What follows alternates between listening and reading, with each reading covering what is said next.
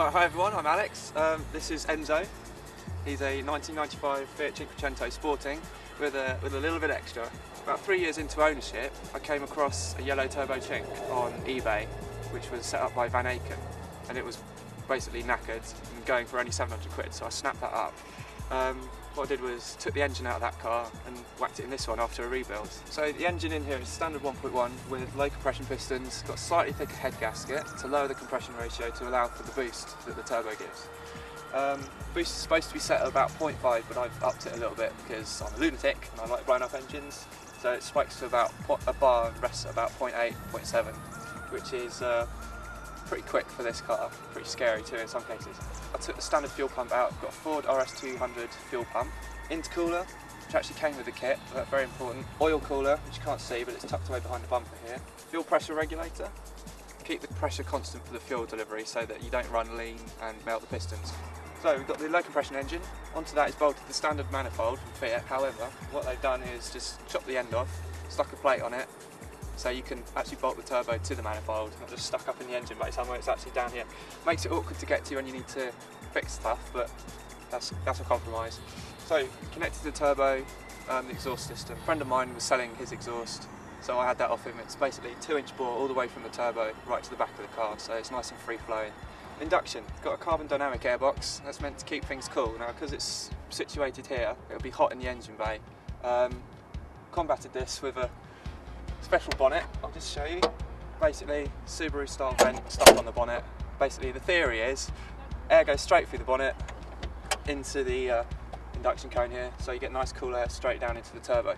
Bleed valve here can be used to adjust the boost, so yeah, I try to tone it down every now and again, but it always ends up creeping back up because that's just how I am. And then finally, of course, there's the dump valve, which makes that tishing sound that people love. But I just get funny looks because of that.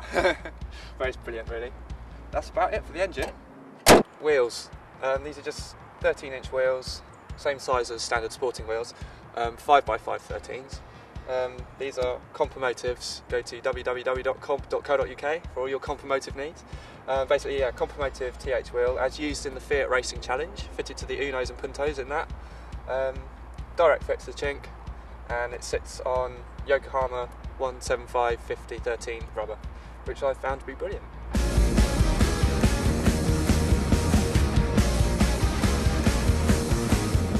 Right, we're just heading out onto the main road. Look, oh, there's a Mercedes coming. Didn't see that. Never mind.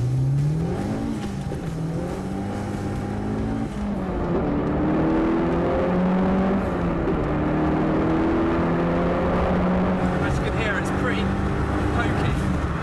It's running about 0.8 bar boost, which is stupid. I should really turn it down to about 0.6. The car runs nicely. I've got lowered suspension as well, Apex kit, so meant to drop the car about 40mm, keeps the car nice and low so it hugs the corners round, hugs corners well. Fifth gear, good pickup, you can keep it in fifth when you're on the motorway, just put your foot down and it'll pick up and go, which is fantastic. You don't have to change gear, drop gear, rev the nuts off the car, it will just actually pick up and go.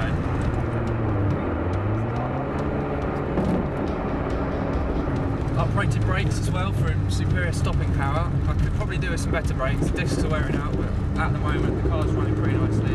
It stops nicely, which is always good. Now got a Stilo 1.4 16 valve clutch fitted to the car, which ensures good power delivery whenever I put my foot down, minimal clutch slip, which is fantastic. We're going to turn right and we're going to do some country roads, which is where I think this car comes into its own.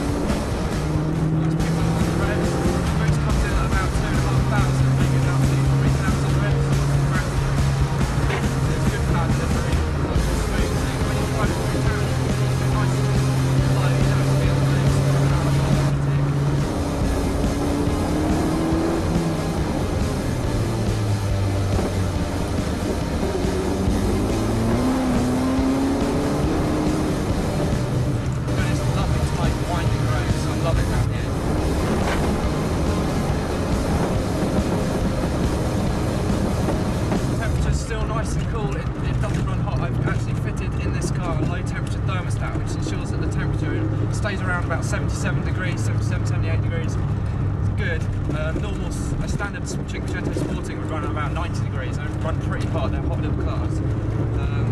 Best in a turbo vehicle though, to keep the temperatures down. Oil temperatures kept down as well by the fitting of the oil cooler, which I pointed out a little bit earlier. Open it up again on this straight. Let it go all the way up to 6,000 RPM before you shift up to the next gear. No need to redline it really, it's just going to damage the vehicle. Nice tight corner, but I'm able to whip around it because of the lowered suspension and the tyres. Grip really nicely. Just feel 100% confidence in the car. I don't feel like it's going to slide off into the hedge or spear off into a tree or something. A fantastic feeling to have in a car. There's nothing worse than driving a car where you just feel like the wheel's not attached to the car, like you're driving a Le Mans or something. This just gives you almost 100% feedback and I'd say 99.9% confidence, especially on dry roads. It's superb, it's a great feeling.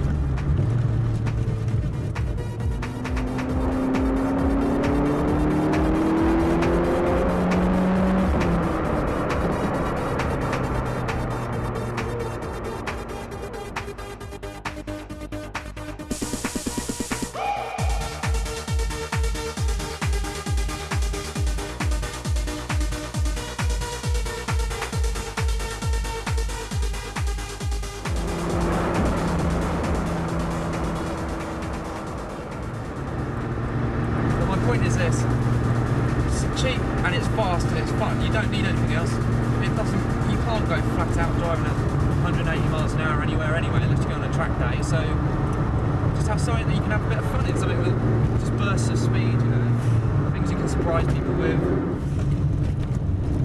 Well, I hope you've enjoyed being on board with Enzo, the Turbo Cinquecento. I've been Alex. We're now back at our destination, so thanks very much for joining me. I hope you enjoyed the video.